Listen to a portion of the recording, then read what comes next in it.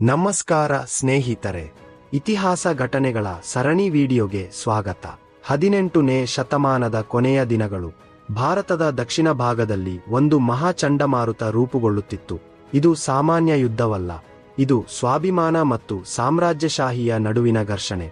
ಮೈಸೂರು ಸಾಮ್ರಾಜ್ಯದ ಸಿಂಹ, ಭಾರತದ ಅತ್ಯಂತ ಧೈರ್ಯಶಾಲಿ ರಾಜರಲ್ಲಿ ಒಬ್ಬ, ಟಿಪ್ಪು ಸುಲ್ತಾನ್.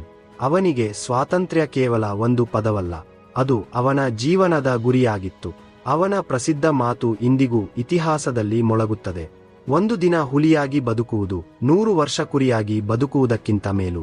ಆದರೆ ಮತ್ತೊಂದು ಕಡೆ, ಭಾರತವನ್ನು ಸಂಪೂರ್ಣವಾಗಿ ತಮ್ಮ ನಿಯಂತ್ರಣಕ್ಕೆ ತರಲು ಬಯಸಿದ ಶಕ್ತಿಶಾಲಿ ಬ್ರಿಟಿಷ್ ಈಸ್ಟ್ ಇಂಡಿಯಾ ಕಂಪನಿ.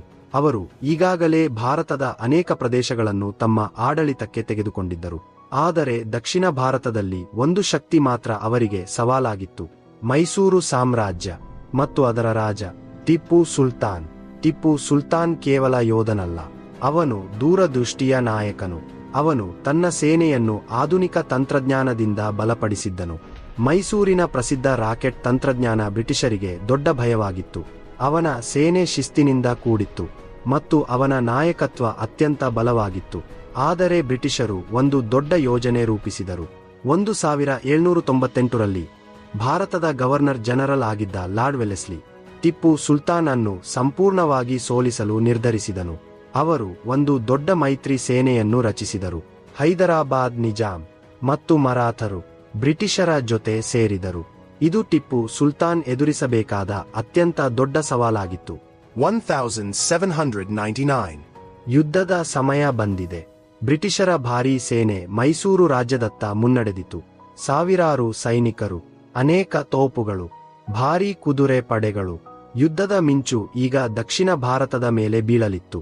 ಈ ಸೇನೆಯ ಪ್ರಮುಖ ನಾಯಕರಲ್ಲಿ ಜನರಲ್ ಜಾರ್ಜ್ ಹ್ಯಾರಿಸ್ ಮತ್ತು ಆರ್ಥರ್ ವೆಲ್ಲೆಸ್ಲಿ ಇದ್ದರು. ಅವರ ಗುರಿ ಒಂದೇ: ಮೈಸೂರು ಸಾಮ್ರಾಜ್ಯದ ಹೃದಯ, ಶ್ರೀರಂಗಪಟ್ಟಣ. ಶ್ರೀರಂಗಪಟ್ಟಣ ಕೇವಲ ಒಂದು ನಗರವಲ್ಲ, ಅದು ಮೈಸೂರು ಸಾಮ್ರಾಜ್ಯದ ಗರ್ವ.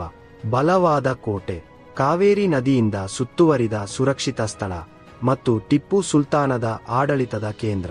ಬ್ರಿಟಿಷ್ ಸೇನೆ ನಿಧಾನವಾಗಿ ಕೋಟೆಯನ್ನು ಸುತ್ತುವರಿಯಿತು. ಯುದ್ಧದ ವಾತಾವರಣ ಗಂಭೀರವಾಗುತ್ತಿತ್ತು. ಕೋಟೆಯ ಒಳಗೆ ಟಿಪ್ಪು ಸುಲ್ತಾನ್ ತನ್ನ ಸೇನೆಯನ್ನು ಸಜ್ಜುಗೊಳಿಸುತ್ತಿದ್ದನು. ಅವನಿಗೆ ಪರಿಸ್ಥಿತಿ ಎಷ್ಟು ಗಂಭೀರವಾಗಿದೆಯೋ ಗೊತ್ತಿತ್ತು, ಆದರೆ ಅವನು ಭಯಪಡಲಿಲ್ಲ. ಒಬ್ಬ ಸಿಂಹ ತನ್ನ ಕೊನೆಯ ಹೋರಾಟಕ್ಕೆ ಸಿದ್ಧವಾಗುತ್ತಿದ್ದಂತೆ ಟಿಪ್ಪು ಸುಲ್ತಾನ್ ಯುದ್ಧಕ್ಕೆ ಸಿದ್ಧನಾಗಿದ್ದನು. 1799ರ ಏಪ್ರಿಲ್ ತಿಂಗಳು ಶ್ರೀರಂಗಪಟ್ಟಣದ ಸುತ್ತಲೂ ಭಾರೀ ಯುದ್ಧ ಆರಂಭವಾಯಿತು. ತೋಪುಗಳ ಗರ್ಜನೆ, ಗೋಳಿಗಳ ಸದ್ದು, ಧೂಳು ಮತ್ತು ಹೊಗೆ. ಯುದ್ಧಭೂಮಿ ನರಕದಂತೆ ಕಾಣುತ್ತಿತ್ತು. ದಿನಗಳು ಕಳೆಯುತ್ತಾ ಹೋದವು. ಬ್ರಿಟಿಷರು ಕೋಟೆಯ ಗೋಡೆಗಳನ್ನು ದುರ್ಬಲಗೊಳಿಸಲು ನಿರಂತರ ದಾಳಿ ನಡೆಸುತ್ತಿದ್ದರು. ಆದರೆ ಮೈಸೂರಿನ ಸೇನೆ ಧೈರ್ಯವಾಗಿ ಪ್ರತಿರೋಧ ನೀಡುತ್ತಿತ್ತು. ಆದರೂ ಸಮಯ ನಿಧಾನವಾಗಿ ಬದಲಾಗುತ್ತಿತ್ತು. 1799ರ ಮೇ 4, ಇದು ಇತಿಹಾಸವನ್ನು ಬದಲಿಸಿದ ದಿನ. ಬ್ರಿಟಿಷ್ ಸೇನೆ ಶ್ರೀರಂಗಪಟ್ಟಣ ಕೋಟೆಯ ಮೇಲೆ ಅಂತಿಮ ದಾಳಿ ನಡೆಸಿತು. ತೋಪುಗಳ ದಾಳಿಯಿಂದ ಕೋಟೆಯ ಗೋಡೆ ಒಡೆದಿತು. ಸೈನಿಕರು ಕೋಟೆಯ ಒಳಗೆ ನುಗ್ಗಿದರು. ಇದೀಗ ಯುದ್ಧ ಇನ್ನಷ್ಟು ಭೀಕರವಾಯಿತು.